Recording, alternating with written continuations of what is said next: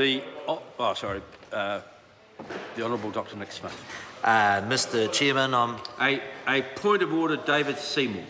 Mr. Chair, I just seek your guidance. I understand under standing orders in these committee stages, each member is entitled to 4 calls.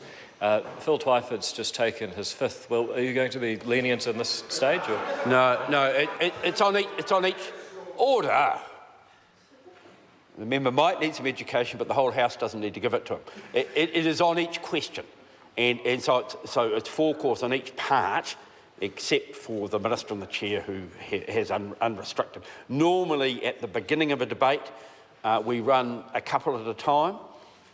If members are clearly irrelevant in their first call, then we drop down, and generally we drop down, so it shouldn't be too much of a reflection. Dr. Nick Smith. Mr. Chairman, I'm pleased to make a contribution and to put to the Parliament why Part 2 of this bill is needed if this House is serious about growing the supply of housing in a city like Auckland, of which I think there is broad acceptance is needed.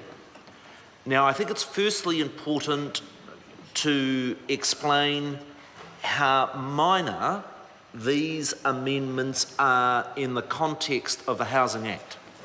And I want to take members through what the Housing Act currently says. If we refer to the current Housing Act, it says that a housing purpose means the erection, acquisition or building of dwellings, auxiliary commercial buildings by the Crown under this Act for disposal by way of sale, lease or tenancy. In other words, the current Housing Act, in setting up housing development schemes, makes it absolutely plain that those housing developments are for the purpose of sale. I then want to draw members' attention to the current Housing Act, and Section 15 says this: any state housing land and any buildings or chattels held for housing purposes may be disposed of by way of sale, lease or tenancy, and then sets out the process for housing developments on such Crown land. Now, since 1955, when this Act was passed, governments of both National and Labour's persuasions have done housing developments in all sorts of corners of New Zealand. And governments of both persuasions have done housing developments and then at a latter purpose has sold those houses. For instance, even under the previous government, despite some of the protestations, you had schemes which involved tenants to be able to buy those homes that were built under those provisions of the government. That is, if a house was built on some stud land in your own constituency in Rumataka, your previous government allowed the tenant to be able to buy that house. Now, everybody's been going on since 1955 on that basis. These issues have become into extra focus because our government has a policy that says it makes no sense for government agencies to have large blocks of public land sitting around vacant when there's such high housing need. So if you take a site like Hobsonville, we're going great guns. Built over 1,000 houses, got a scheme to build 3,000 homes in Auckland, and that is providing for those houses to be on sold. You could take a site by weight, 20%. If you take an example such as Weymouth, I think every member of this House would be hugely proud of that very first special housing area, an area of former public land by child, youth and family, a block of land that had sat vacant for 20 years when house prices had doubled, and we're getting on, built 150 houses there, close to resolution.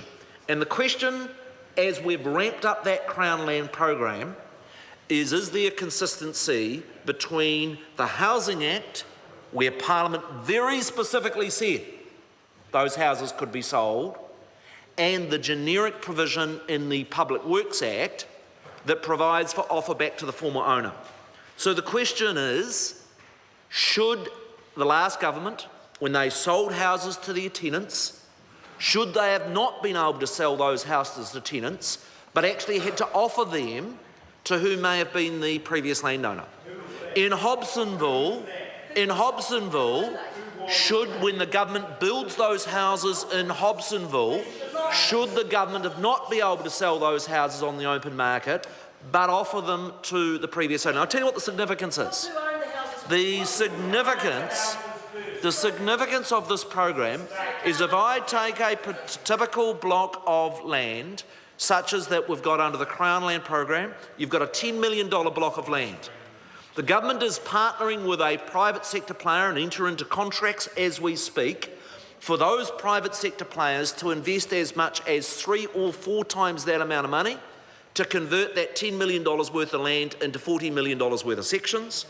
And then we are requiring them to spend another $150 million to build houses on those properties. And that way, Mr. Chairman. Dr. Nick Smith. And that way, Mr. Chairman, we are going to be able to bring hundreds of markets.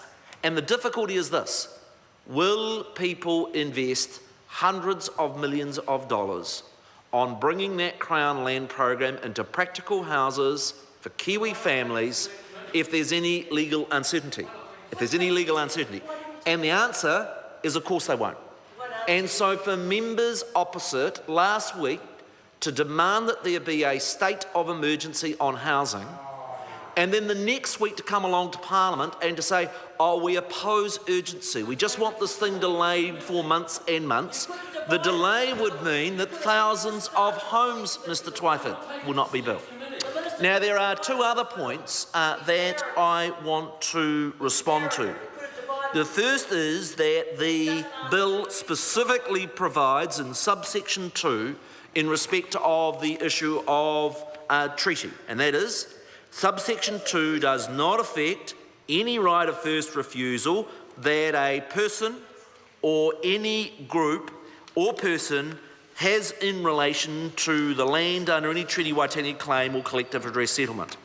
And for the avoidance of doubt, can I make absolutely plain, there is no intention to affect any other redress that a person or group or person has in relation to any land under any treaty claim settlement or any collective redress act or deed. And then can I say we have had an active discussion with the ACT Party about the Public Works Act.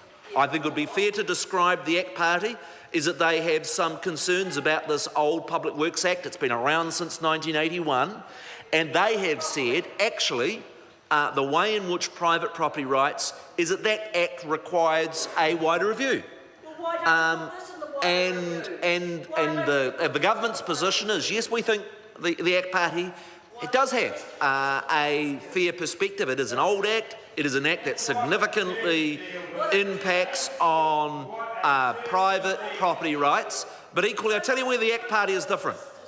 The ACT Party does have a consistent philosophical position about the importance of property rights. But where Mr.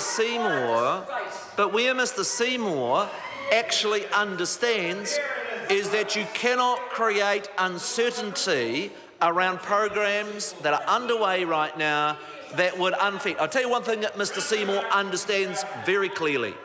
Uncertainty is bad for business and bad for government. And so for that reason, the government has agreed to an amendment put forward that provides for 10 years through to the 15th of September 2026, in which it is possible for those changes to the Public Works Act. The last point I want to make to members of the opposition who, well, Ms. King, I have answered the questions. What I simply get from members of the government is one moment they demand a state of emergency. So I want something about Phil Twyford. Phil Twyford always overstretches. He overstretches with blaming people with Chinese-sounding names. He overstretches in respect of demanding a state of urgency.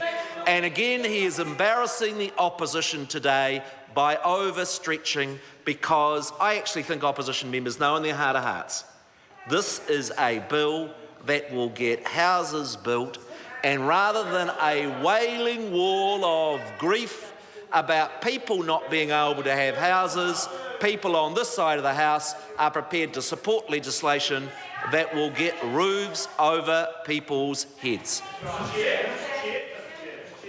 Grant Robertson.